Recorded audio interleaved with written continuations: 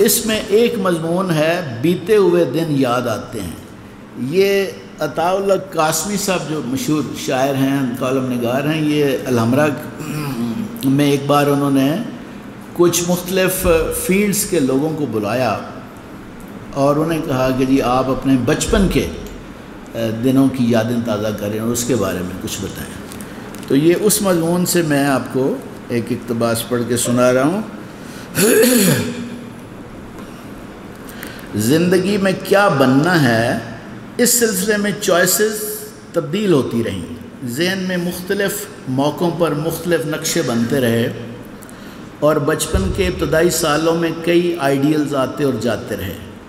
جاتے اس لیے رہے کہ ان میں سے کچھ پولیس کے ہاتھوں پکڑے گئے، کچھ جیل چلے گئے، کچھ دنیا سے رخصت ہو گئے۔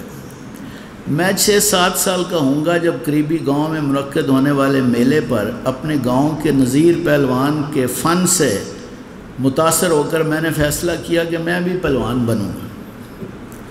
لہذا اگلے دن میں ان کے پاس کشتی سیکھنے پہنچ گیا۔ ان کے سارے شاگرد انہیں استاد جی کہتے تھے۔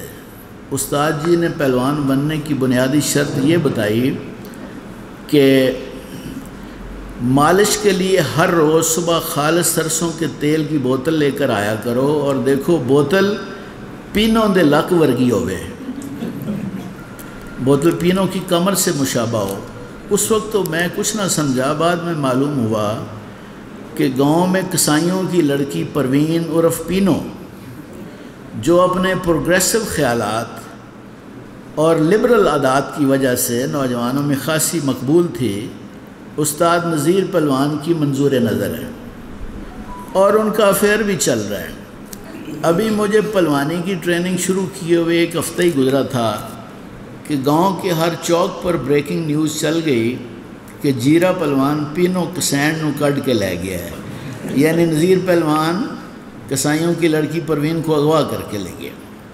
4 روز بعد دونوں کی برآمدگی ہوئی اور کچھ انویسٹیگیٹو سٹوریز کے ذریعے انکشاف ہوا کہ انہوں نے ڈر کے مارے شب ہائے وصل کماد کی فصل میں ہی گزار دیں۔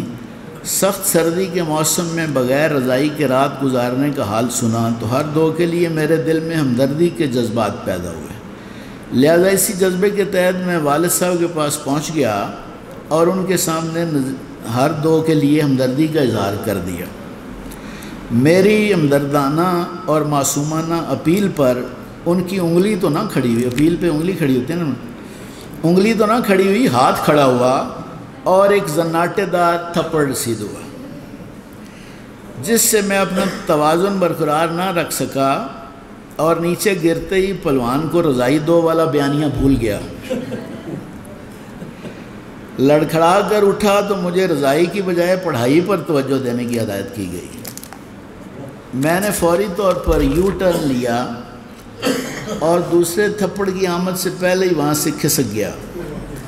مفرور جوڑے کی برآمدگی کے بعد انٹیروگیشن کے لیے گاؤں کے سارے قصاب پوری قصابانہ شان کے ساتھ ان تمام آلات سے مسلح ہو کر نکلے جو وہ بڑے سانڈ کو ذبح کرنے کے لیے استعمال کیا کرتے ہیں۔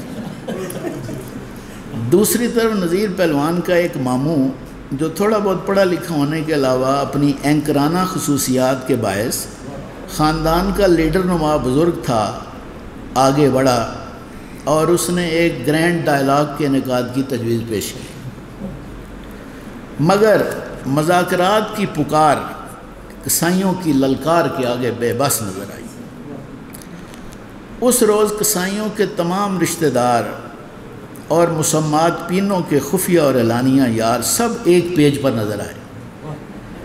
سی بی ایم کے طور پر استاد جی کے ماموں نے خاندان قصائیاں کی علاقائی اور ملی خدمات کو خراج تحسین پیش کرتے ہوئے بآواز بلند کہا، قصائی بھائیوں، رسم قربانی آپ کی قربانیوں کی وجہ سے زندہ ہے۔